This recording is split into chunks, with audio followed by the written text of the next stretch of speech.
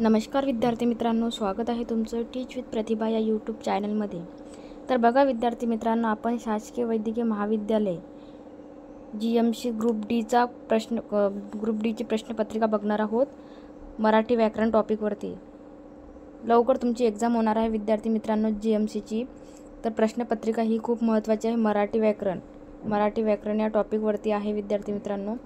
मराठी व्याकरणवरती भरपूर क्वेश्चन विचारण्यात येतात। आता जिल्हा न्यायालय भरतीमध्ये सुद्धा मराठी टॉपिकवरती भरपूर क्वेश्चन विचारण्यात आले। तर खूप महत्त्वाचे टॉपिक आहेत विद्यार्थी मित्रांनो। तर व्हिडिओ शेवटपर्यंत बघा आणि खूप इथं बघा, आपण प्रत्येक टॉपिकचे क्वेश्चन टाकलेले आहे त्याच्यामध्ये। चला तर बघूया। प्रश्न क्रमांक 1 बघा, तो तीनदा माझ्या समोरून गेला। तो तीनदा माझ्या समोरून गेला या वाक्यातील अधोरेखित क्रियाविशेषण अव्यय प्रकारचे आहे ते ओळखायचे। कुठल्या प्रकारचे अव्यय आहे ते ओळखायचे आहे।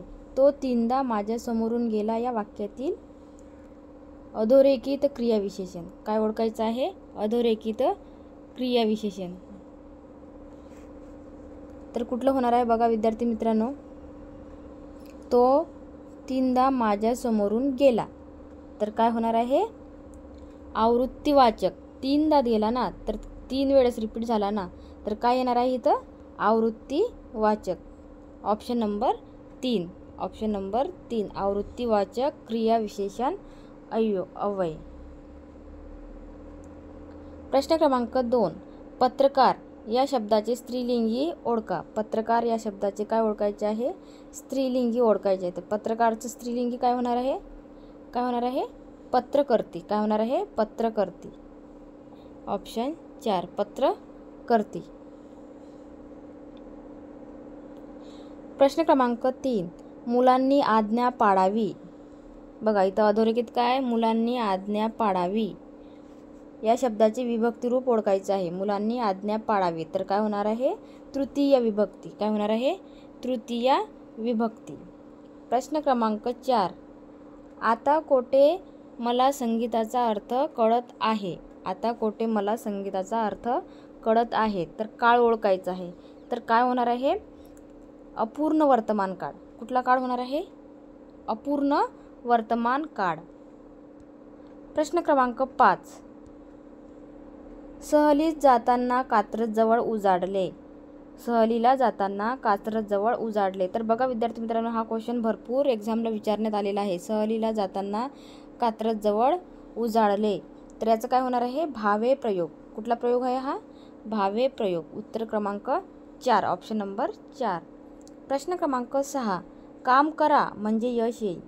काम करा म्हणजे यश येईल हे वाक्य आहे। कशाचं वाक्य आहे? काम करा म्हणजे यश येईल। काय एक संकेत दिलेला आहे। काय दिलेला आहे? संकेत सांगितलेला आहे। तर काय होणार आहे? संकेतार्थी वाक्य। प्रश्न क्रमांक 7, ते खूप मोठे आहे। ते खूप मोठे आहे याचं काय करायचं आहे विद्यार्थी मित्रांनो?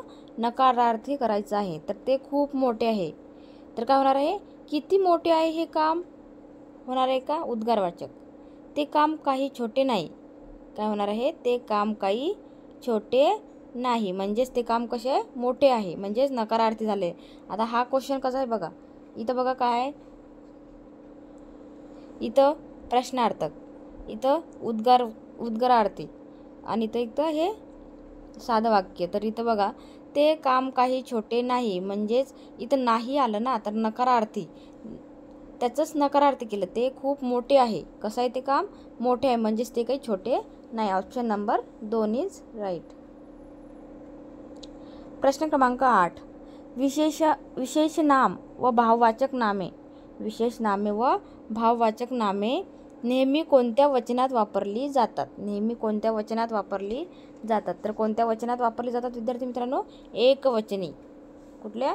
एकवचनी विशेषणात वापरली जातात। प्रश्न क्रमांक 9, पोलिसांनी चोरास शोधून काढले। पोलिसांनी काय केलं? चोरास शोधून काढले या वाक्याचा प्रयोग ओळखा। तर प्रयोग कुठला होणार आहे या वाक्याचा? शोधून काढले, सकर्मक भावे। कुठला होणार आहे? सकर्मक भावे प्रयोग। प्रश्न क्रमांक 10, दोन शब्द जोडताना कोणते चिन्ह वापरतात? दोन शब्द जोडताना कोणते चिन्ह वापरतात? तर कोणते चिन्ह वापरतात? संयोग चिन्ह. दोन शब्द जोडताना कुठले चिन्ह वापरतात? संयोग चिन्ह. प्रश्न क्रमांक 11. हापूस. हापूस हा शब्द कोणत्या भाषेतून मराठीत आलेला आहे?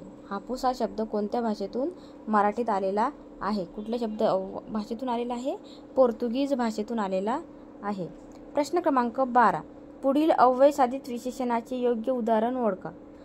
अव्यय साधित विशेषणाचे योग्य उदाहरण ओळखायचं. बोलकी बाहुली, कापड दुकान, पुढची गल्ली, माझे पुस्तक. तर काय होणार आहे? अव्यय साधित विशेषणाचे योग्य उदाहरण कुठले होणार आहे? पुढची गल्ली. पुढची गल्ली. प्रश्न क्रमांक 13. वाक्यप्रकार ओळखा. तिथं बघा वाक्यप्रकार ओळखायचा आहे. सूर्य मावळला परंतु अंधार पसरला नाही. सूर्य मावळला परंतु अंधार पसरला नाही. कुठलं वाक्य होणार आहे विद्यार्थी मित्रांनो? संयुक्त वाक्य. कुठलं होणार आहे? संयुक्त वाक्य. प्रश्न क्रमांक 14. पोटात शूळ उठणे. पोटात शूळ उठणे या म्हणीचा अर्थ खालील पर्यायातून शोधा. बघा पोटात शूळ उठणे म्हणजेच काय होणे? मत्सर वाटणे. मत्सर वाटणे. प्रश्न क्रमांक 15. व्यसन घालणे. व्यसन घालणे. व्यसन घालणे म्हणजेच काय? व्यसन घालणे या म्हणीचा योग्य अर्थ खालील पर्यायातून कोणता? तर कोणता होणार आहे? मर्यादा घालणे. काय होणार आहे? मर्यादा घालणे. इथं काय होणार आहे? मर्यादा घालणे म्हणजे. प्रश्न क्रमांक 16. पुढील दिलेल्या पर्यायातून म्हण ओळखा. पुढील दिलेल्या पर्यायातून काय ओळखायचे विद्यार्थी मित्रांनो? म्हण. तर बघा इंगा दाखवणे म्हण आहे का? नाही. ओहोटी लागणे नाही. कैवार घेणे नाही. रोज मरे त्याला कोण रडी. रोज मरे त्याला कोण रडी ही काय एक म्हण आहे. प्रश्न क्रमांक 7. पिसू या शब्दाचा उकारांत स्त्रीलिंगी नामाचे अनेक वचन कसे होते? तर कसे होते विद्यार्थी मित्रांनो? वाकारांतामध्ये. वाकारांत. प्रश्न क्रमांक 18. कोण, काय, आपण, स्वतः यांची काय होय? यांची रूपे कोणती आहे? दोन्ही वचनात कशी असतात? सारखी असतात. यांची रूपे दोन्ही वचनात कशी असतात विद्यार्थी मित्रांनो? सारखी. कोण, काय, आपण, स्वतः यांची दोन्ही वचनात रूपे सारखी असतात. प्रश्न क्रमांक 19.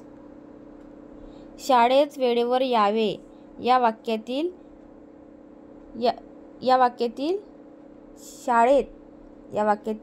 शाळेत या शब्दाचा विभक्तीचा अर्थ ओळखायचा आहे. तर बघा इथं काय ओळखायचं आहे?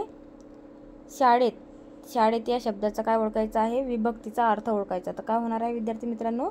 अधिकरण. काय होणार आहे? अधिकरण. प्रश्न क्रमांक 20. खालीलपैकी सामान्य रूप न होणारा शब्द ओळखा. खालीलपैकी सामान्य रूप न होणारा शब्द ओळखा. कोणता होणार आहे? फोटो. कोणता होणार आहे? फोटो. प्रश्न क्रमांक 21. खेळ या नामाचे सामान्य रूप काय होईल? खेळ या नामाचे सामान्य रूप काय होणार आहे? खेळा. प्रश्न क्रमांक 22. सौंदर्य या शब्दाचा प्रकार ओळखा. तर कुठला होणार आहे हा प्रकार? गुणविशेषण. कुठला आहे? गुणविशेषण.